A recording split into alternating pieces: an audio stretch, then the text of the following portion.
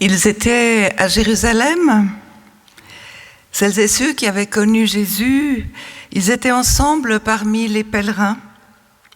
C'était Shavuot, le 50e jour après la Pâque juive, la fête de la grande reconnaissance, d'abord pour les moissons, et puis pour le don de la Torah, la précieuse parole de Dieu aux 5 premiers rouleaux.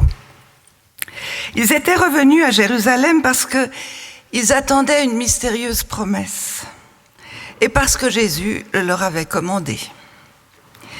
Et soudain, c'est arrivé.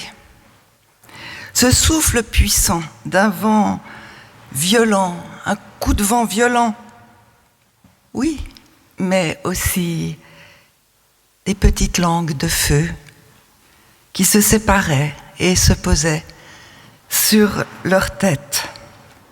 Ils furent saisis et remplis d'Esprit Saint, et alors ils surent comment parler, définitivement. Parler de Dieu, leur Seigneur, devenu leur Père. Parler de Jésus, leur Seigneur, devenu leur Sauveur. Crucifié, et pourtant relevé de la mort. Parler de leur cœur brûlant de passion pour Dieu. Remplis d'une puissance d'en haut encore inconnue. Et quand ils en parlaient, tout le monde les comprenait. C'était fou, impressionnant et impossible, mais vrai. Mais vrai. Recevant ainsi pour toujours un sens à leur vie et à leur foi, ils étaient prêts pour leur témoignage à déplacer les montagnes. Ils sont partis pour aller partout, jusqu'aux extrémités du monde, comme l'avait bien précisé Jésus. Aujourd'hui, dimanche 8 juin 2025, c'est notre Pentecôte, notre 50e jour après Pâques. C'est le jour d'un vent puissant et de toute petite langue de feu, jour de l'Esprit Saint qui nous envahit, jour d'une promesse qui prend une fois encore son élan au monde. Alors, je vous invite à vous lever pour la proclamation.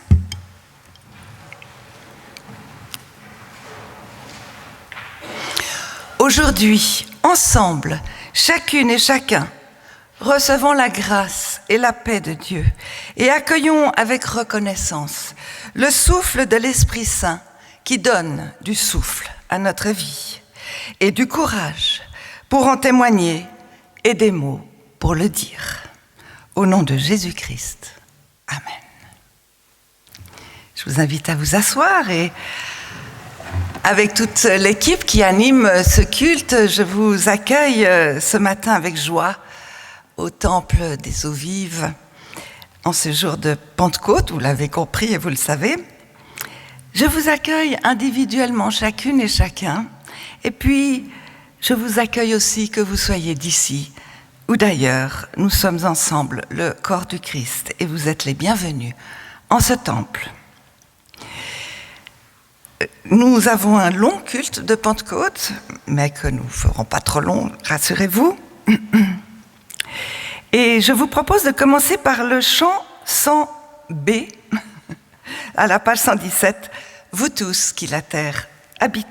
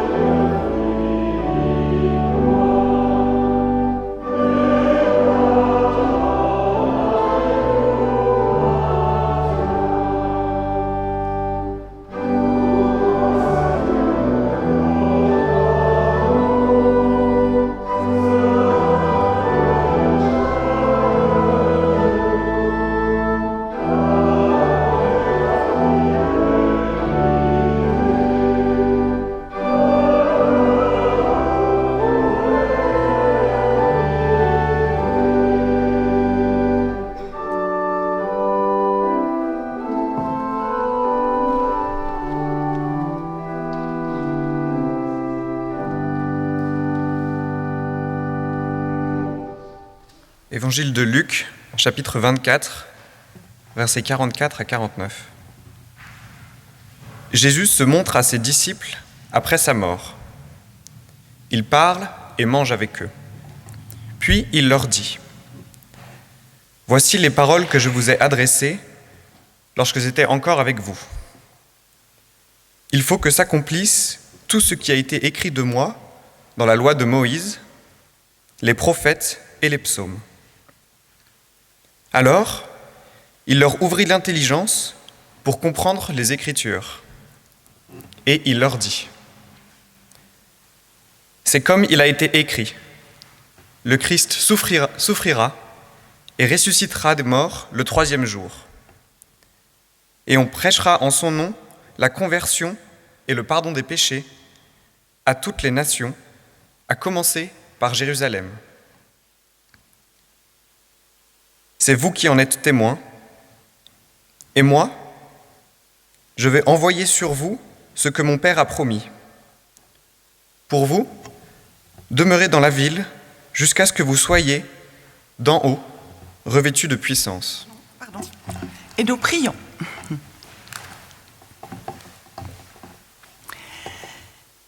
Seigneur notre Dieu, en ce jour où nous fêtons l'Esprit Saint, nous pouvons simplement reconnaître combien tu es un Dieu d'amour, car tu as voulu nous aimer puis nous appeler à vivre au meilleur de nous-mêmes, dans ton amour gratuit et essentiel. Et pour que nous puissions accomplir cela, tu nous as investis de cette puissance d'en haut et délicatement, chacune, à sa mesure. Seigneur Jésus, notre Christ, nous pouvons simplement nous réjouir de te connaître et de te suivre, car tu l'as dit, sans toi nous ne pouvons rien faire. C'est bizarre, mais c'est vrai. Et tu nous as appris la patience et la confiance en cette puissance d'en haut, promise par ton Seigneur et Père, notre Seigneur et notre Père.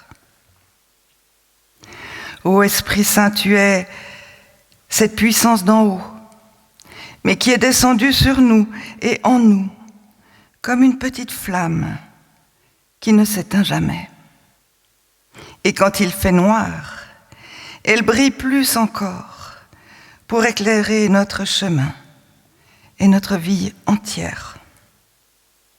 Ô Seigneur notre Dieu, Père, Fils et Saint-Esprit, nous te disons ce matin, tout simplement, merci.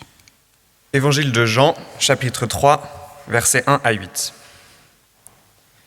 Il y avait parmi les pharisiens un homme du nom de Nicodème, un des notables juifs. Il vint de nuit trouver Jésus et lui dit : « Rabbi, nous savons que tu es un maître qui vient de la part de Dieu, car personne ne peut opérer les signes que tu fais si Dieu n'est pas avec lui. » Jésus lui répondit : « En vérité, je te le dis, à moins de naître de nouveau, nul ne peut voir le royaume de Dieu. » Nicodème lui dit : « Comment un homme pourrait-il naître s'il est vieux ? Pourrait-il entrer une seconde fois dans le sein de sa mère et naître ? » Jésus lui répondit : « En vérité, je te le dis, nul, s'il ne naît d'eau et d'esprit, ne peut entrer dans le royaume de Dieu. Ce qui est né de la chair est chair, et ce qui est né de l'esprit est esprit. Ne t'étonne pas si je t'ai dit, il vous faut naître d'en haut. Le vent souffle où il veut, et tu entends sa voix, mais tu ne sais ni d'où il vient, ni où il va. Ainsi en est-il de quiconque est né de l'esprit. » Et nous chantons au cantique 35, 19 à la page 492, 35, 19, page 492, pour que le jour qui se lève soit plus beau.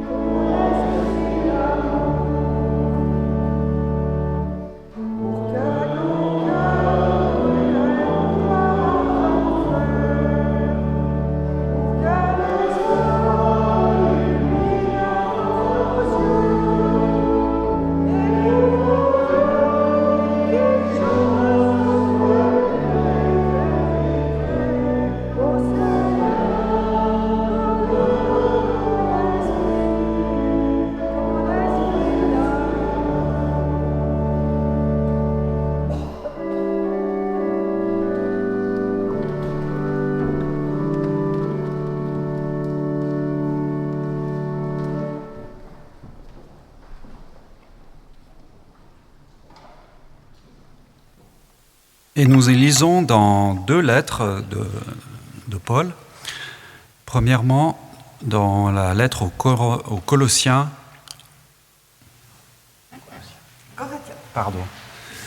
Aux Corinthiens, Corinthiens. Dans la Bible en français courant.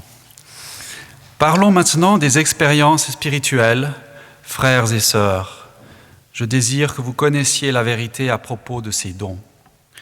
Il y a diverses sortes de dons spirituels, mais c'est le même esprit qui les accorde. Il y a diverses façons de servir, mais c'est le même Dieu que l'on sert. Il y a diverses façons d'agir, mais c'est le même Dieu qui opère tout en tous.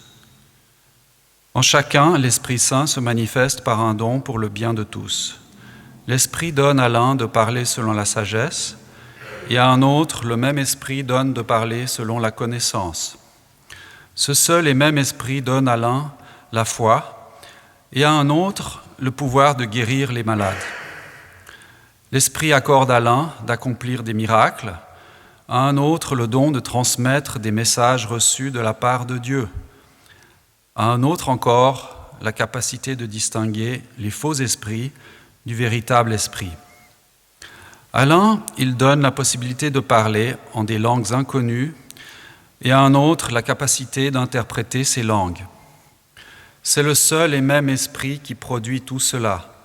Il accorde à chaque personne un don différent comme il le veut.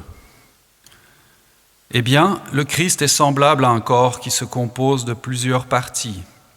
Toutes ces parties, bien que nombreuses, forment un seul corps. Et nous tous, juifs ou grecs, esclaves ou personnes libres, nous avons été baptisés pour former un seul corps par le même Esprit Saint, et nous avons tous bu de ce seul Esprit.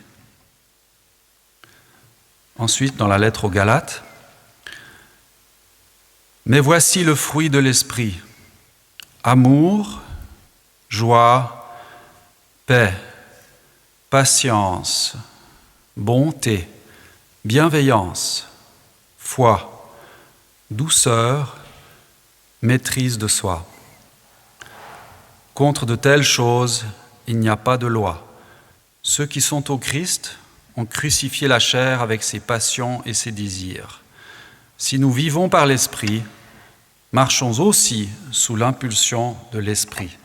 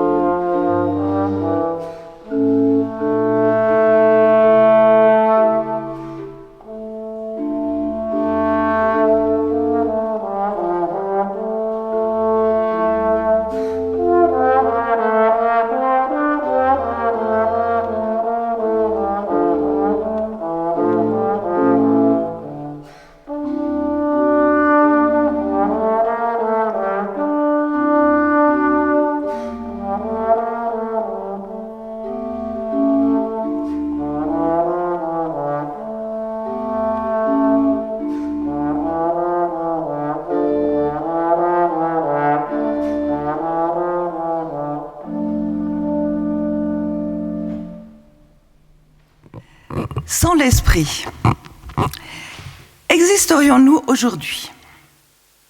La Bible parle dès son commencement de ce souffle, Ruach, ça souffle, dans le premier chapitre de la Genèse, verset 2. Souffle divin dit aussi Esprit de Dieu, qui tournoie au-dessus de l'abîme obscur et informe, le tohu wabohu, en hébreu qu'il a donné, en français le tohu bohu. Et voilà que ce souffle divin originel est associé aux paroles créatrices de Dieu. Et c'est ainsi que la terre et tout son contenu s'organisent, deviennent vivants, fonctionnels, admirables. Sans ce roi de Dieu, ou peut-être cette ruach, on dit que c'est féminin, soufflant sur la matière informe, Pas de création, nous dit le commencement de la Genèse, car il participe à la transformation du néant qui va devenir un monde nouveau. Et sans roi, le monde resterait inerte et la création de Dieu ne pourrait pas vivre. Ensuite, dans le deuxième récit de la création, Dieu a façonné son Adam, du nom Adamma, la terre, la poussière. Son Adam est inerte. Alors Dieu souffle dans ses narines le nefesh de l'humanité, qu'on traduit souvent par âme. Cela signifie bien que l'être humain est un être vivant, habité par le souffle de Dieu. Ainsi, tout être humain qui prend son souffle à sa naissance et qui le rendra à son dernier jour va respirer automatiquement du souffle de Dieu entre ce début de sa vie et sa fin, si on veut bien comprendre cette parole. Ainsi, tout être humain vit de ce souffle divin, mais il meurt si on le lui retire. Par ailleurs, nefesh a aussi été traduit par âme, au sens que nous sommes, par notre existence même d'être humain, habités non seulement du souffle de Dieu du début à la fin de notre vie, mais également imprégnés de sa proximité pendant toute notre existence, nolens volens, le voulant ou le voulant pas. Car sans le souffle, pas de vie humaine, et sans l'âme, pas de vie spirituelle. Dans les deux situations, l'humain meurt s'il est privé de souffle en tant qu'être humain de chair et peut mourir en tant qu'être humain spirituel s'il est privé de l'Esprit divin, privé de sa relation en Dieu, privé d'un amour d'âme à âme. Le mot anima, c'est vraiment la vie, le principe de vie. S'il est privé d'un amour d'âme à âme, tout aussi vital que l'air qu'on respire. Quant aux écritures chrétiennes, la célébration de ce jour de Pentecôte, qui se joue en fait chaque jour de notre vie, nous rappelle que l'essentiel divin nous est offert gratuitement, que c'est un principe de vivre et de croire et d'aimer et de rayonner en relation d'amour basique à Dieu, à notre prochain et à nous-mêmes. Dans le Nouveau Testament, le mot Esprit Saint reviendrait 250 fois, et souvent dans les paroles de Jésus. C'est dire son importance et surtout sa nécessité. Si, depuis le rassemblement des disciples et des foules autour de Jésus, jusqu'à l'assemblée des Christianoi, des Suivons le Christ, la première fois qu'on le dit, c'est dans Acte 11, eh bien la chrétienté naissante a traversé, depuis ce rassemblement des disciples et des foules jusqu'à l'assemblée des chrétiens, Christianoi, la chrétienté naissance a traversé les siècles et les espaces jusqu'à nous. C'est par le don de cette puissance d'en haut. Gageons que cette incroyable performance de communauté universelle si diverse qu'est l'ecclésia chrétienne. Gageons donc que l'Église chrétienne d'aujourd'hui et de demain traverseront à leur tour les vicissitudes et les joies par l'Esprit Saint, agissant et remplissant nos descendants du même souffle et nos contemporains, du même souffle de vie promis par Jésus-Christ et offert par Dieu que nous recevons et que nous avons reçu nous-mêmes. Donc oui, c'est grâce à l'Esprit Saint, selon les Écritures, que nous sommes non seulement vivants du souffle de Dieu, mais aussi enseigné, gardé, défendu, soigné, guidé, et encore d'autres manières de vivre décrites dans les Écritures chrétiennes. Alors, cet Esprit Saint, cet Esprit de Dieu, Jésus le vit lui-même. Il l'annonce, il le décrit. L'Évangile de Jean nous aide en particulier par ce dialogue étonnant entre Jésus et Nicodème, à comprendre un peu mieux ce que pourrait être ce pneuma hagios, cet Esprit Saint, ce souffle saint, du mot pneuma, vous entendez le souffle, cette puissance d'en haut qui complète notre naissance à la fois de notre baptême d'eau, par une naissance à notre vocation essentielle d'être au monde. Jésus lui-même l'a reçu, cette puissance d'en haut, avec une parole d'amour immense. Lors de son baptême, « Tu es mon enfant bien-aimé, en toi j'ai mis toute ma joie ». C'est la parole de notre baptême. Et c'est ensuite guidé et accompagné par l'Esprit Saint qu'il a dû vivre l'épreuve terrible du combat contre le malin et les maux humains. Il faut donc naître d'eau et d'esprit. C'est ainsi que, comme le vent qu'on ne voit pas, on est habité d'une puissance intérieure invisible, certes, mais qui se reconnaît à ses effets. Superbe leçon du visible qui ne se voit pas et de l'invisible qui se cherche à voir, mais autrement, par ses effets seulement. Comme le disait si joliment le renard, de Saint-Exupéry à son Petit Prince, l'essentiel est invisible pour les yeux, on ne voit bien qu'avec le cœur. Naître de nouveau, c'est bien sûr à travers l'eau du baptême un acte de foi sans preuve visible, mais c'est aussi accepter de naître autrement. Une acceptation de conversion, de se retourner. Il y a un film, Le Cercle des poètes disparus, où le professeur monte sur les tables pour dire « il faut toujours regarder la réalité d'un autre point de vue ». C'est exactement ça.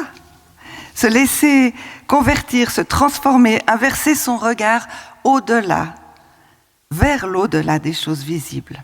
C'est être curieux, avec confiance, et c'est oser entrevoir, grâce à ses effets dans notre vie, l'activité invisible de Dieu en nous et autour de nous.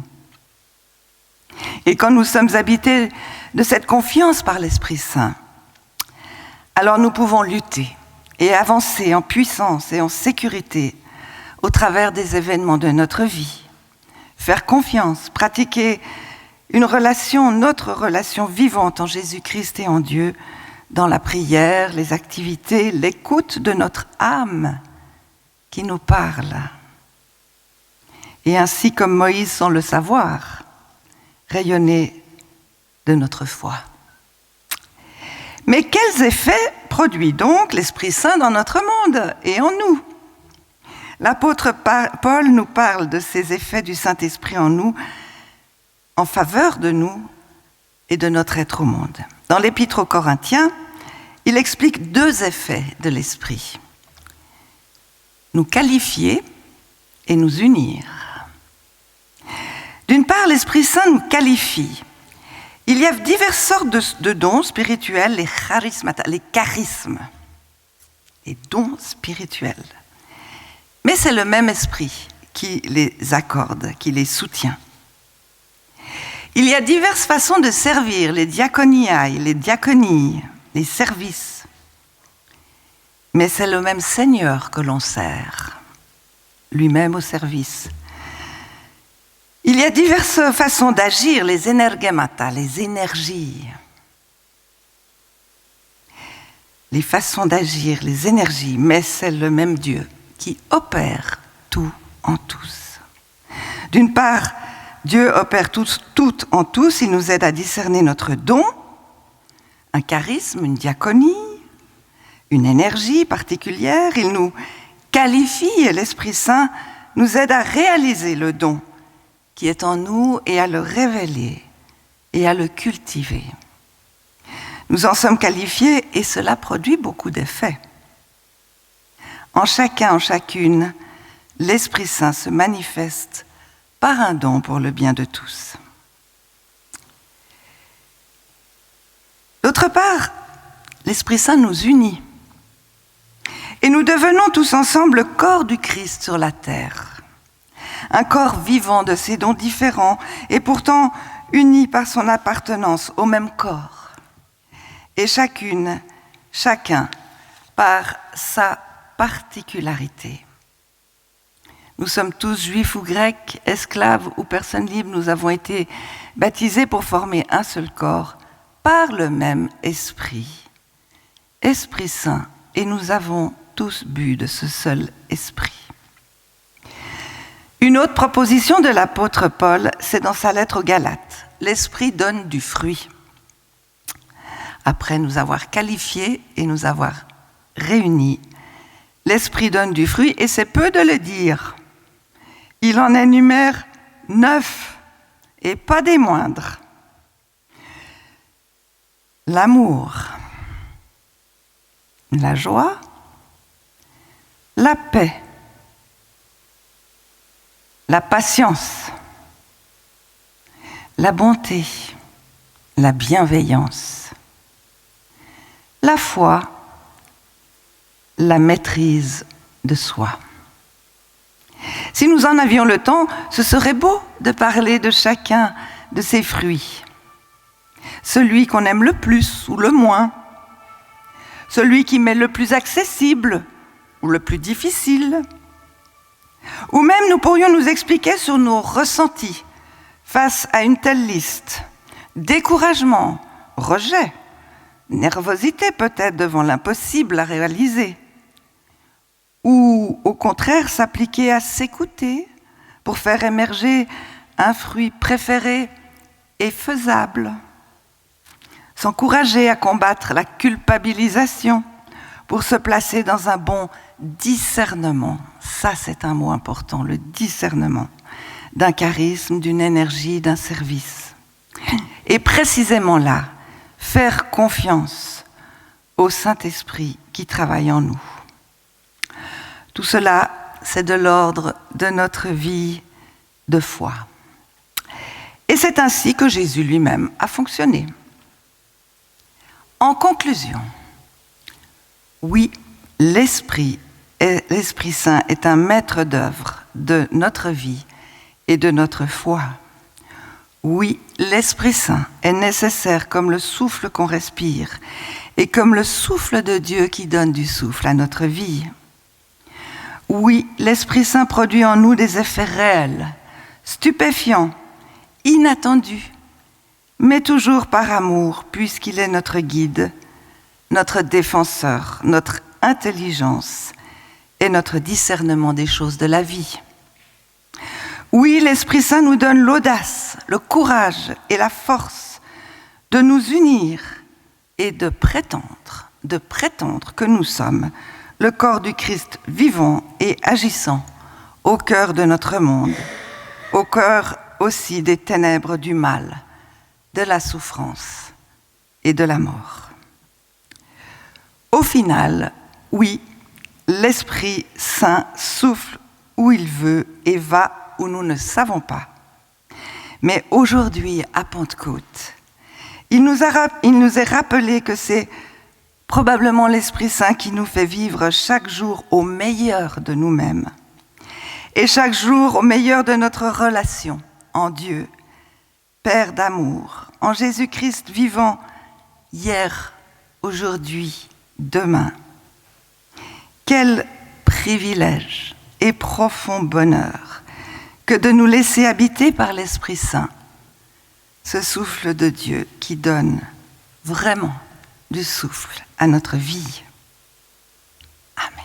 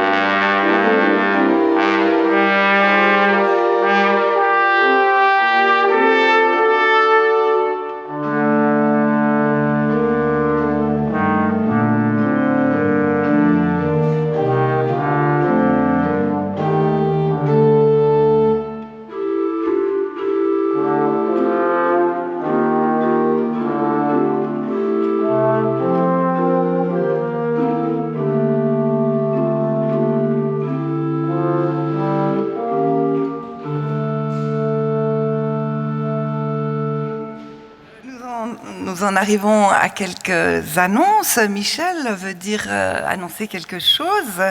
Autrement, vous avez les annonces sur votre feuillet. Ce soir, le culte, le club du sourire.